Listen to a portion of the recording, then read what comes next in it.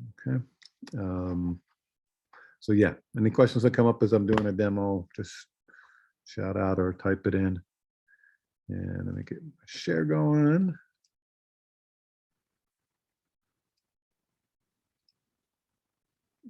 Okay.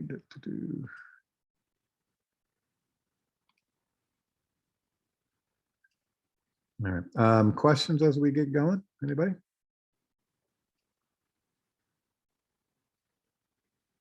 You there? Anybody? Anybody?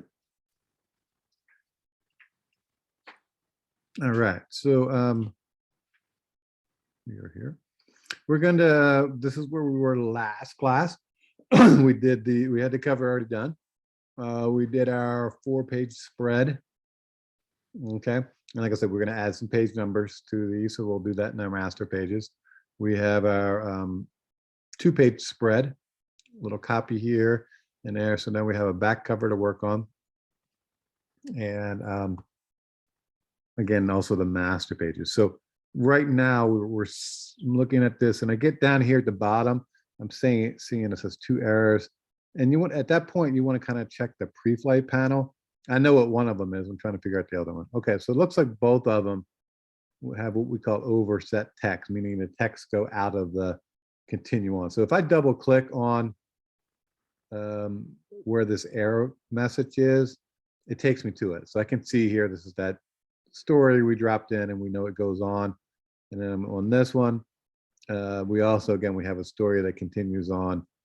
Again, from a demo standpoint, we're not too worried about that. But in real life, you definitely would want to address that issue.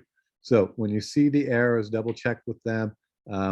Likewise, you'll get something like a picture is missing or not linked, or those kind of issues come up. So the computer does a very good job, InDesign does a very good job of letting you know if there's any potential problems as you're working or before you send it off to be printed at a commercial printer where they're going to make 10, 100,000 copies of this kind of thing. So knowing what those are, we're not worried about those right now. So we've got here, and what I'm thinking about for the cover, back cover, I think I'm just going to do a nice picture, and then I'm going to put like a John Muir quote in there, because we're talking about the parks and Sequoia and stuff. So to start that off, I want to kind of review real quick again, just kind of raw files. So I'm going to open up a picture in Photoshop, and I'm going to open up a raw file to kind of go through the setting of it all. All right, so desktop. I know we've got some.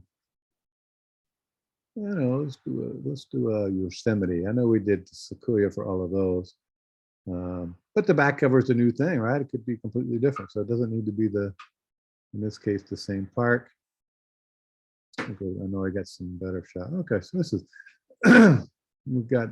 Now I'm going to see if I have any vertical, because we are a vertical format.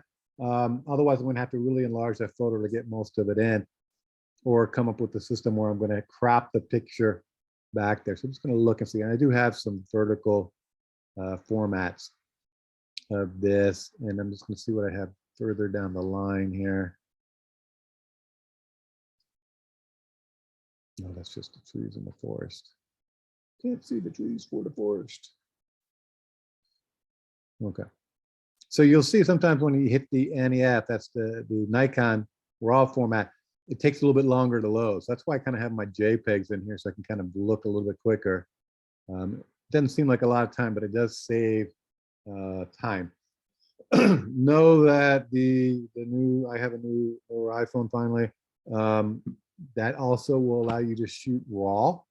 I haven't done it yet, and it says they're going to be pretty big file sizes. So if you're someplace vacation, something like that, where it's kind of important, or you know, not like you're taking pictures of your pizza to put up on your Instagram, right, for your food blog, go ahead and switch your camera over to potentially shooting RAW. I'm going to do that hopefully this weekend, just to see how it works and how good it is. But I can tell you, we'll take up larger file sizes, which is okay when it's, again, it's an important picture. But if it's you know, like I said, the pizza picture, or just, you know, you're taking a picture of you know, I don't know, you're out on a bike ride, it's nothing really important. You might want to just go back to the standard camera format for those. Okay, so you're not wasting all your space in your camera for that. So again, I'm going looking for vertical. That's not bad. Let me just see here. You see different. Basically, the difference, a little bit of high horizon line, a little bit higher horizon. I'm going to use this one. So I'm going to open up the Nikon raw file. We'll make our adjustments. We'll bring it into Photoshop, and then we will save it, and then bring it into our InDesign file. So first I'm going to do is I'm going to bring the exposure down a little bit because my sky is getting washed out. Okay, so I'm just pulling it down a little bit, so I'm getting a little more contrast up in here. Then I'm going to bump the contrast up. Now, I know this is all shadows, so I can start to bring that back up. Let's bring it in some shadows. I'm going to pull the highlights down. That's going to darken my sky a little bit too. And I'm checking my whites. I'm going to just pull those down also. And I'm going to pull the blacks up. Okay, so what I'm doing is basically pulling up in here. And I don't want to go so far that it gets kind of pixelated or any of those kind of things, but I want to bring up some definition of it. Pull a little texture, a little clarity always does it. A little bit of dehazing. So you can see that was before. As we open up the raw file, this is where we are now. Quite a difference. Okay, obviously much more dramatic here. We still got the tonal qualities of the water, but the El Capitan is really kind of coming out nicely defined with that. I'm just going to pull it just a little more. It's going a little bit more down in here. And I'm just going to kind of look. Well, I want to play with the curves a little bit.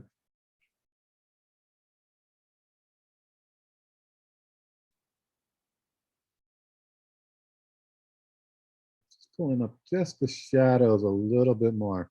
And I'm playing it with the curves, so you can kind of, again, it's 10 different ways of doing it. It's just kind of picking the one that you feel will work the best for your given situation.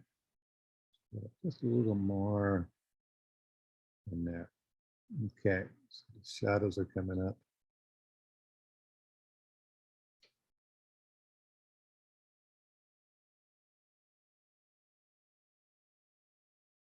Okay, I'm just going to open it normal mode. Remember, excuse me. We open as an object. We can come back and edit it in raw. For what I'm doing here, I don't need that. But again, it's an option, right? If you know you're going to potentially be coming back and making adjustments as you go, open it as an object or smart object would be definitely better to go.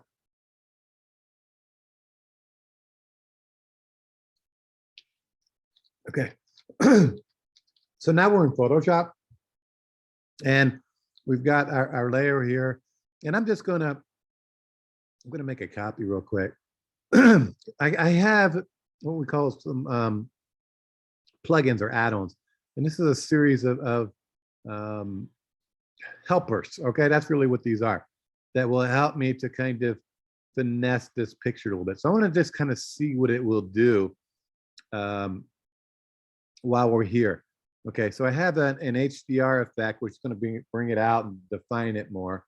And we're gonna have a single image that we're gonna play with. And I'm just gonna kind of click on this, and you're gonna see it's gonna open up another interface. And I just want to see if it works. I mean, I'm happy with what that had, but I want to see what else is there. We'll do that later.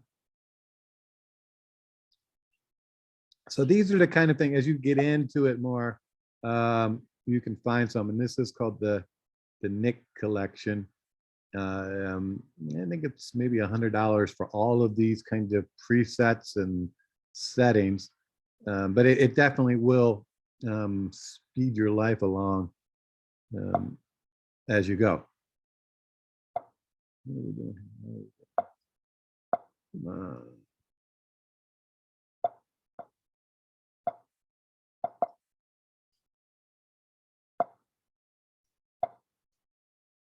I got an error. Let me see here.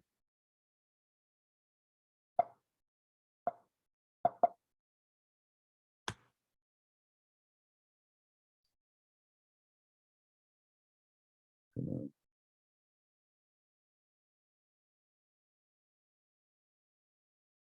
Okay, so that didn't work. I'll try this again. Why is it? Oh, you know what? It probably needs an update.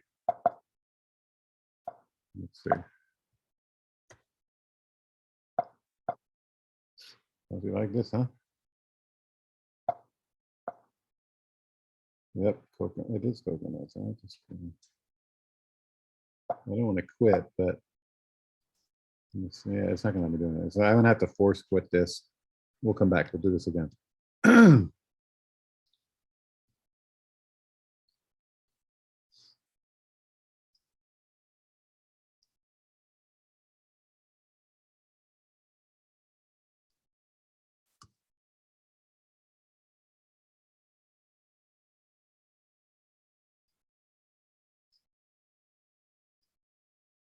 Give me a second. I'm going to get Photoshop back up.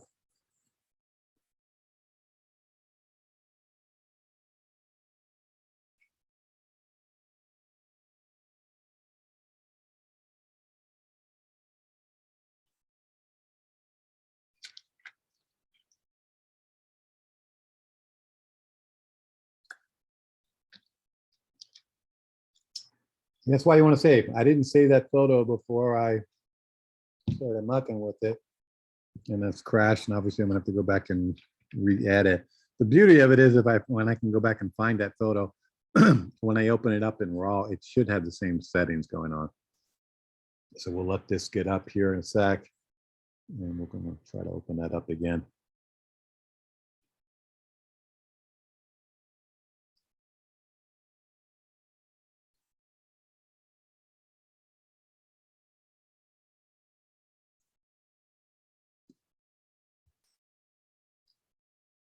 I know that was Yosemite. And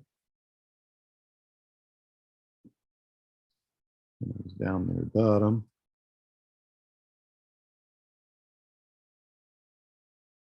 Not that far down.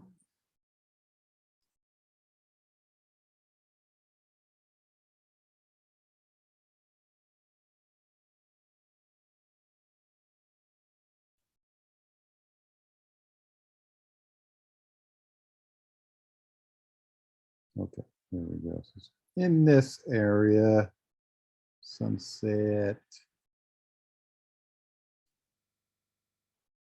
Here it is. This is the picture. So I'm going to open this one back up. And it did. It kept all of my adjustments. Okay, so everything's done. I'm going to open again.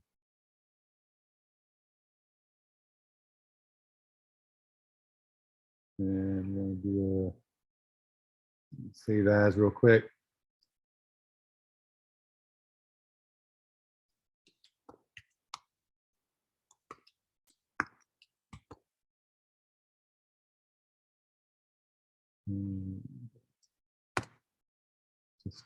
Just in case it crashes again. No, I've already got it. Now, when you're doing the save, when JPEGs, no, save it to max quality. You're better off that way because you never know what you're going to need later. Okay. I would always kind of save, especially, and when you're bringing it into a magazine, really shouldn't matter. Let's see if we can get this up.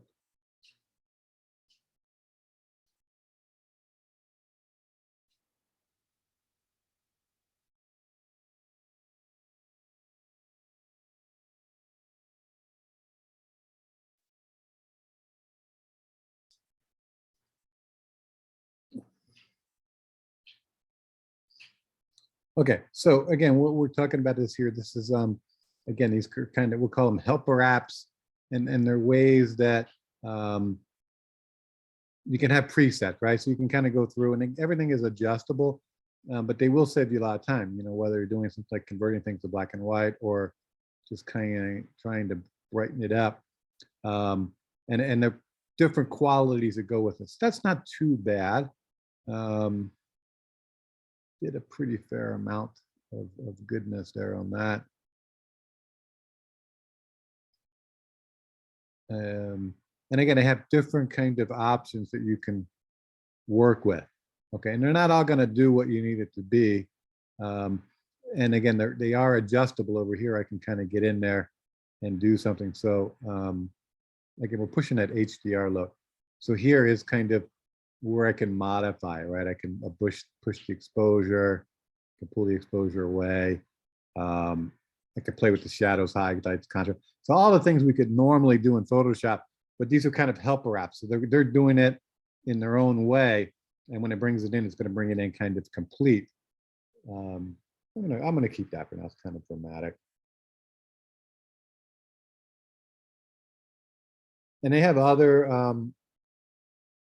presets in here. What is that going on? Look at that. That didn't save too well. That one got all weirded out. Oh, all right, I'm gonna delete that. I'm gonna come back and do another one. Let me do another one because obviously that HDR thing is kind of whacking out.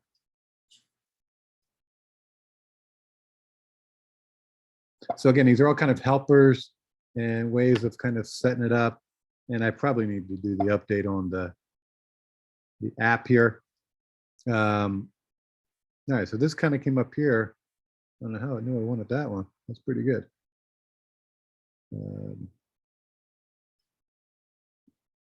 So let me just kind of do this. I just want to brighten it up a little bit. So this is the overlay. Where is this one that we're on? Color effects for duplex. So we're down here. This is what's up. I didn't know I didn't click it, but it kind of came up. And I want to pull the shadows up a little bit.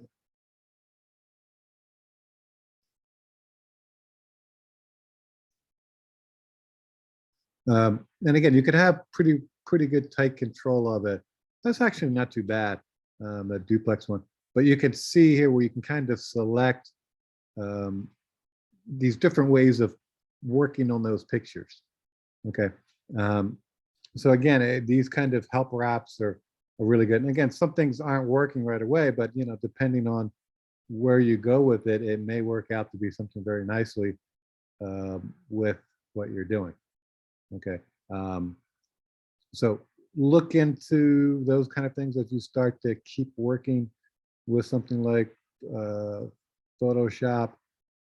It's really kind of a cool way of giving you some nice effects pretty quickly. And even if I don't use it, it kind of gets your mind going to go, oh, that's a good idea. I could use that later down the line. And there's some other ones that kind of make vintage film looks and all those. So I'm gonna go back to the duplex, just gonna click OK. And hopefully this will import better. Okay, that did. So you see it brought it in as a new layer. I copied it just in case, but it's kind of there, right? This is not like a raw file where you can go back and edit. It's brought in with its own layer. Everything's kind of been flattened down on that image with that. Okay, so again, we started with a raw picture. We bumped it up a little bit. We came in with this, and then we've come back in with kind of a little artistic, there's kind of like a little glamour glow to that file now. And then we've got a tint on top of that. So I'm going to save this and do a save as. It's going to look to be I'm going to do a JPEG. So right here, just doing a save or save as, because we got multiple layers, it says, hey, we want you to do PDF, TIFF, or large format or Photoshop, which I don't want. All right, I want to keep it as a JPEG so I can take it into my InDesign. So at this point, I'm going to export. Okay, and I'm going to export as. Okay, I could do a PNG but I'm going to do a JPEG, and I'm going to do quality of excellent or great here. So it's the best quality. Why? I mean, you know, do it well. You can always down save it should you need to. for some other purpose later.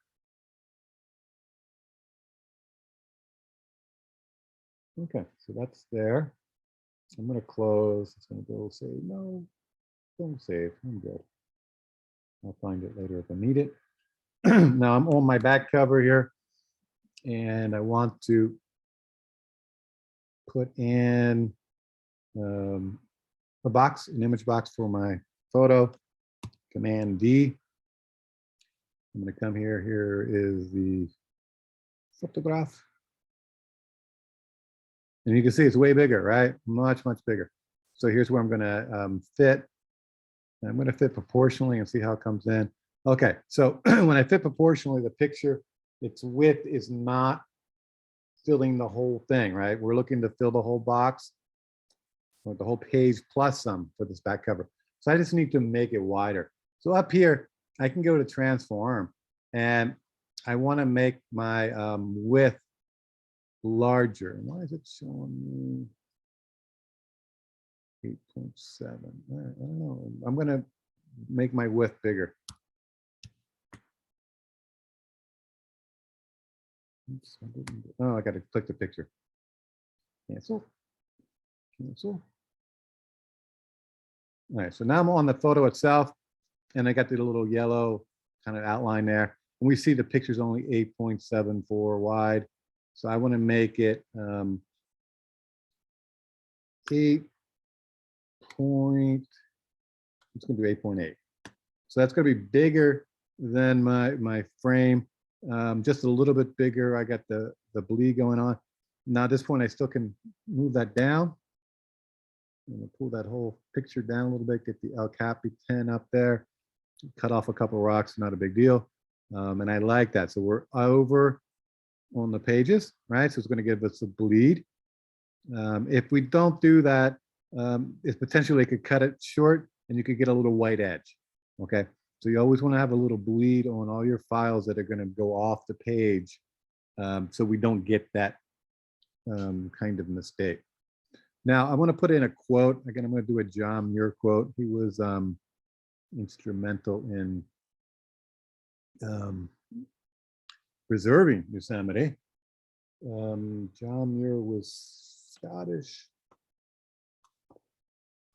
born, grew up in Wisconsin, and graduated from college back in different, it was late 1800s, mid 1800s. Went to work in, I think, Indiana, doing some kind of engineering. He was always a nature lover, but he also did engineering, tinkered around and invented things and all kinds of stuff. He had an industrial accident where he got a piece of metal in his eye. It kind of blinded him for a while, but the eye healed.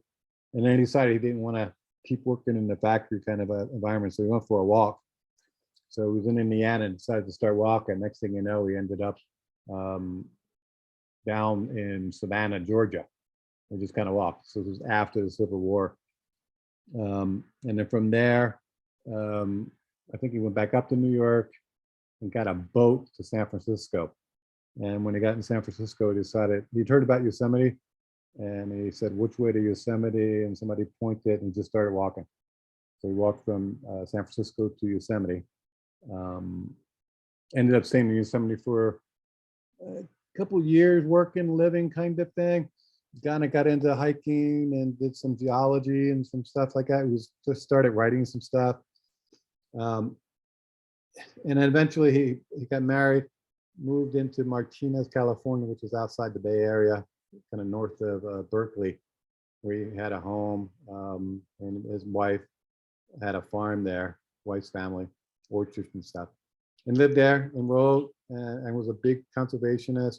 Met with President Roosevelt at the time, and they talked about saving Yosemite more, and that's when Yosemite kind of became a big national park. Before then, parts of it were protected from the government, by the government or the federal government, and he was a big advocate for the idea of nature and having places to go for us all. Okay, and he realized that we couldn't protect everything, but he realized it was a good place to kind of balance out, right? Where we have these places of incredible beauty that we can work with and live in and experience, but also that things like, you know, they had to cut trees down at places like the national forest. So he wasn't a purist in the sense of save everything. He believed in a balance of it. All right, so I got a quote from him. And I'm just picking one of the fonts. Again, as you start to work, your fonts that you've used recently are going to pop up here. Keep your fonts to kind of a minimum, meaning, you know, your 2, 3, 4 type of fonts. Don't go nuts. You want to be able to keep some consistency going on. And if you don't, what ends up happening is things get a little bit out of control and they're going to look a little weird to people. Okay, so make sure, again, you're keeping your things consistent. And something like this typeface, you can see there's all these other typefaces that go with. They're all the same family, but there's thin and ultra thin and all those kind of things. So you can make decisions and still keep it in the same typeface. So I'm just kind of working here real quick. I'm just putting this in. I don't want to have too much hyphenation going on. It's kind of a big quote. Just seeing how it's going to fit in there. See, I don't want that last in there. I'm just tweaking this out. Okay.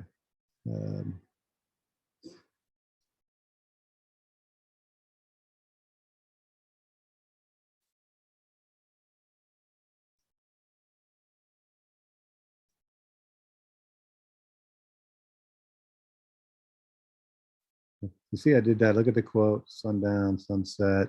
Yeah, see how you do that?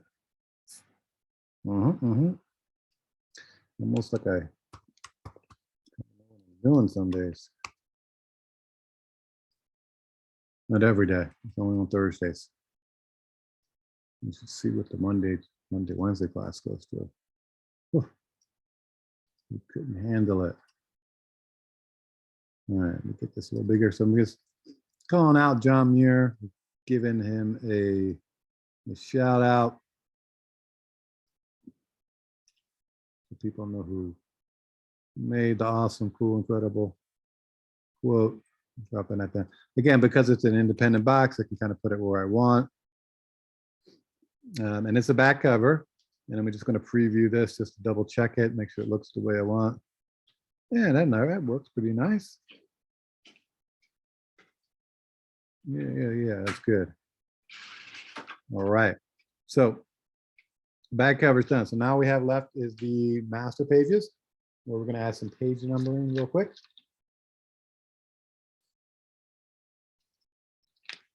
So the back cover, I'm going to leave it up to you.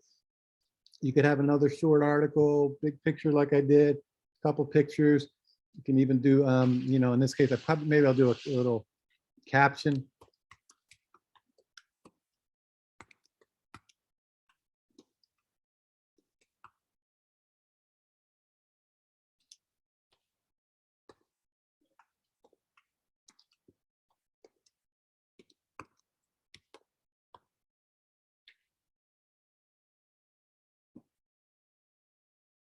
Get that white. I'm gonna go back to my typeface here. Same face as before. And we'll do that as a thin italic. I'm gonna pull that down here in the bottom. So again, if anybody was looking at this, they could see it was the Valley in Yosemite. Okay. Remember to save. Don't want to get too far into it and then go, oh God, have a crash. All right, so we're going back to our pages here. Now I want to do my master pages and drop in some text that's going to become the page number. So I'm going to put it here at the bottom underneath of my guide. I know whatever I put in there will be below. And what I'm going to do is I'm going to go to type, special character, markers, current page. So I just did a type box, text box, and then I'm dropping in, I'm going to put this here. And you see by doing that, it put this character A in. We'll zoom into it, which is actually going to be the page number. Okay, so A just stands for its page or master A. And I'm going to do the regular, I'll do medium as my thing, and I'm going to do 12 point for my page number. So I'm just going to scale it down a little bit. Now I'm going to copy it because I just want to make a new one on the other page.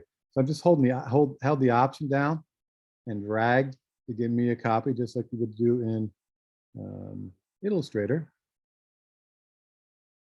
And I'm just dragging it over to the other corner.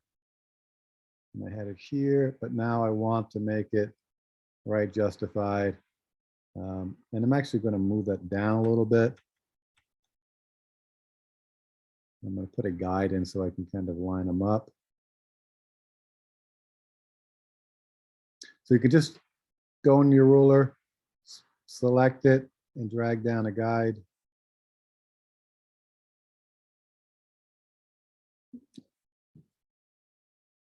I'm pulling this over. So these are going to become the page numbers, okay, on the master A pages. All right. And then up here in the top corner, what I want to do is I want to put the title of our publication.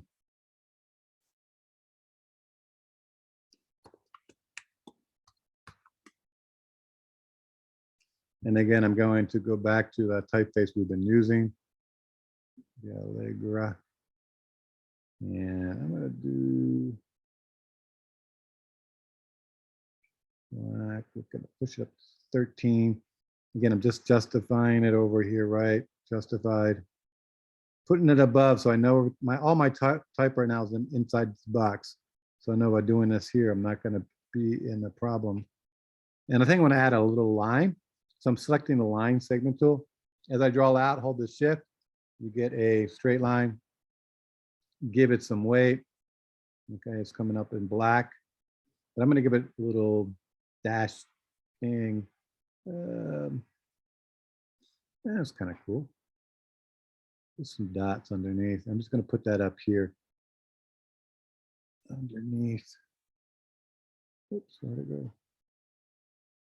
My mouse went clicky click. Okay, so that's going to be on every other page. I want that. Okay. And we hit save. Now over here on my pages, we see we have, they were already preset to master A. So when I click on them, you're going to see there's a page number starting up here. Now on this one, it's not showing because it's below this orange background that we did. So we're going to come back and fix it. Likewise, it's below this cover page, which is okay, but I'm going to probably change that because I want to just get rid of it just in case so there's no accidents. I'm going to tell page 1 to have no master, none. So therefore, there's nothing in the background. And when I look at back here on page 8, which is the back cover, if I scroll this down, you can see that one doesn't have it, your parks at the top, but it does have a page numbering back there. So again, I'm going to give that a none. I don't want the page numbers on it. Now over here, I have the numbers. There is a number underneath. There's one on this side and this side. We've got the Your Parks at the top. And here, Your Parks at the top. Now I want to move this number forward. So I'm going to go into my layers and I'm going to unlock that triangle, rectangle. I'm going to come in to where that page number is. And I can't select it because remember it's a master page item. But if I hold down the command and shift, I am able to override it on the page. So I'm overriding a master page item. At this point, I'm going to move the object. I selected it. I'm going to bring it to the front. So now when I pull this back down, the number should be on top. And it is. Okay. But I also going to want to override it and make it white because it's by default black. That's what I set it at. And now we're back to a white number on top of that page. Remember, the layers only show for the 2-page spread that you're working on. It doesn't show up for any other items. So when I get down over here, my layers change because it's dealing with the 2 pages on this. Okay, so now we've moved that master page item up so we can see it. These are all preset. On this one, I'm going to leave it off. I just don't, it's behind it, but I don't really care, right? Because it's behind the photo. I think you can find page 7 or 6 just because you found 7. Does that make sense? You don't have to necessarily put the number on every page. You know, I think there's exceptions to the rule, as they say. And then on the back cover, we wouldn't have a page number. I'm going to scale down, just make sure we look good. These over here on the side, I'm going to get this one out of the way. It's kind of sitting on top. They're good. I'm going to go to preview just to double check everything. And I'm looking pretty good here. So I'm going to save. And now I'm going to export it. All right, so I don't close that up. File, export, or presets. So there are Adobe PDF presets pre-done. For this project, I would do it as a high quality or a smallest file. When I did it yesterday, the smallest file still showed fine. The pictures were a little bit of pixelation going on, but for what I need, it's perfectly fine. If you want to save a little bit better quality, feel free to do the high quality, but you don't need to do press quality. That's just too much. So I'm going to do the high quality just so you guys can see it. Tuesday, Thursday, there we go. Let me give it a number so I know it's Acrobat. I'm going to do it at the highest level. Typically, these things are kind of normal. Basically, this is kind of changing and compressing pictures. You should be okay with that, with the high quality that we're doing here. Bleeds, these are things the printer would turn on. You don't need to have them on, but that's going to add those to the file if you need it. Clicking export, it's telling me, oh, where's that? You got some overtext on 3 and 7. I know, I'm good. I'm going to click OK to override that and let it work. It's working. I got a little running circle at the top here. It will take a few seconds to process because we're at this point dealing with 8 pages and pictures.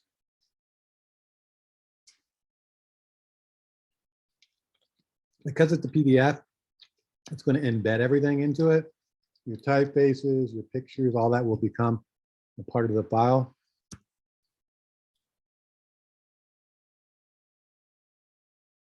And let me show you what that looks like.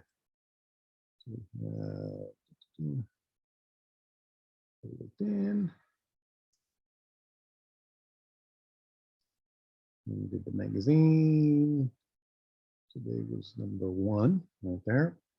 So we're at 9 megs.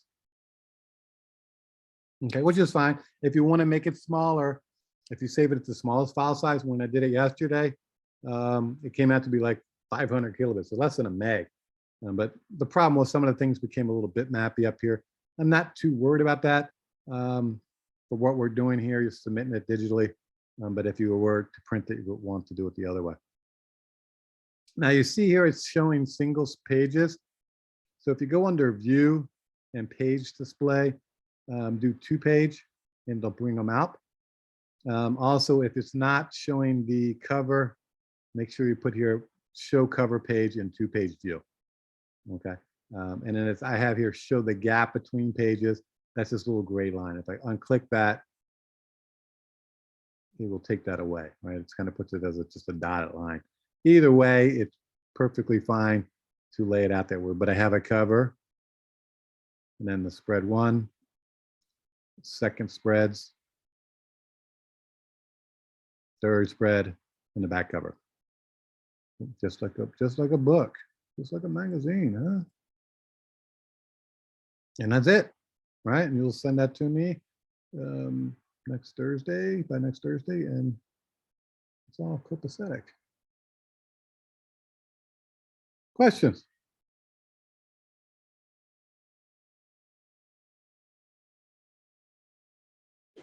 So far, so good. Okay. Anybody else have the questions?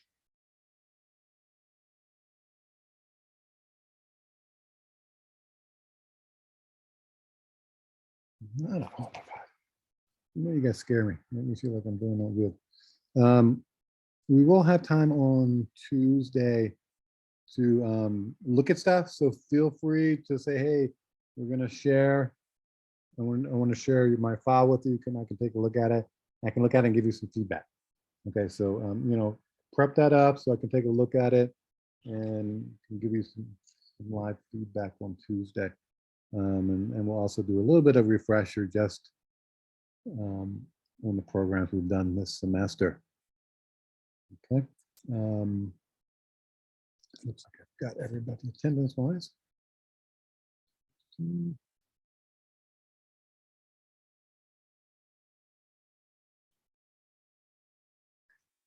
Let's see if you hold on. Questions.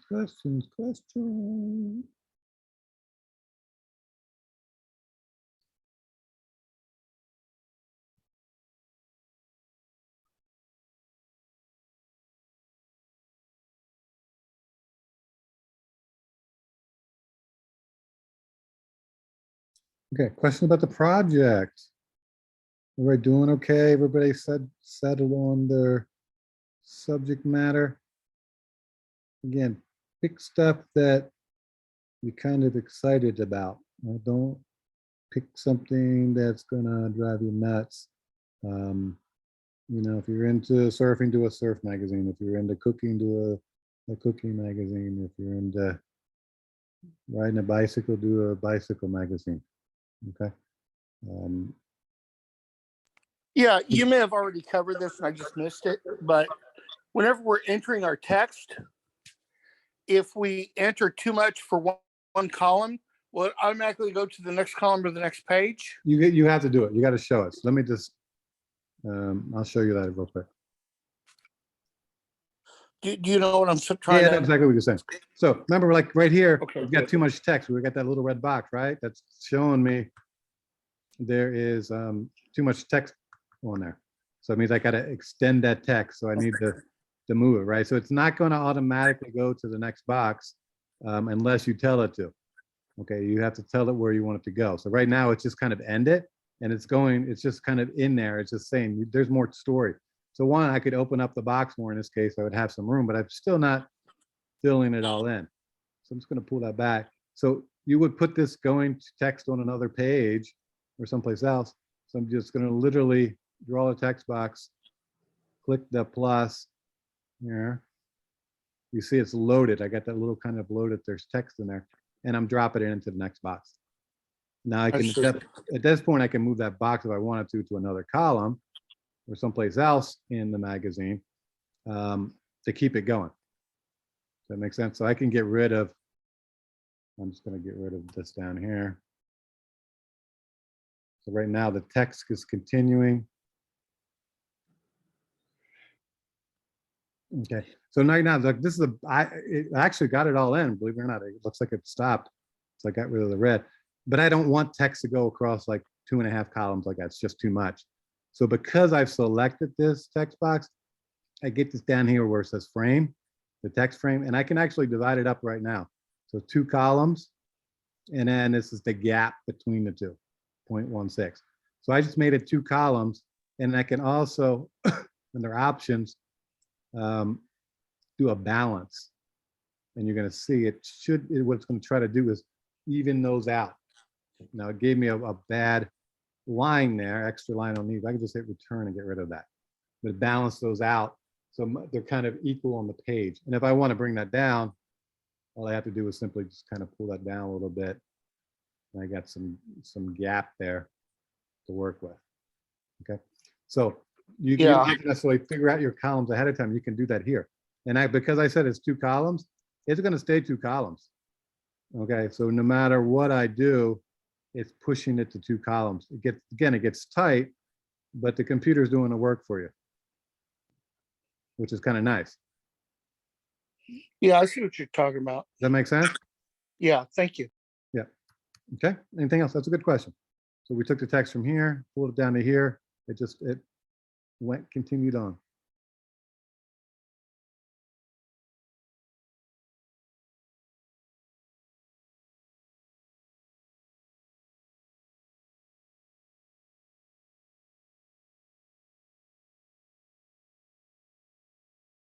Other questions?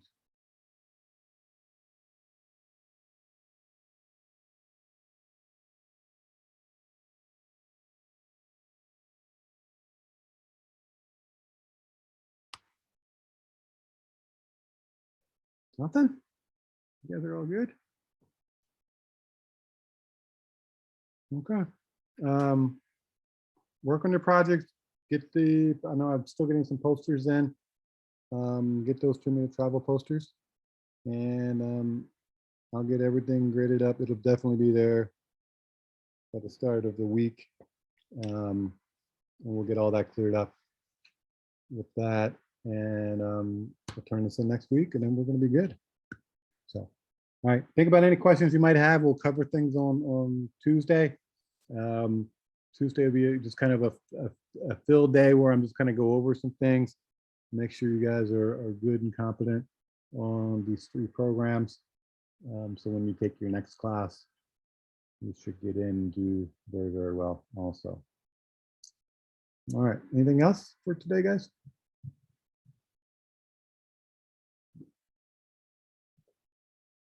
All right. Have a great weekend. Enjoy. It's still nice out.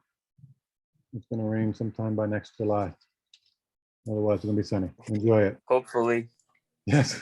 Yeah. Hopefully we get at least a 1/4 inch, right? I think it said November we had no rain at all.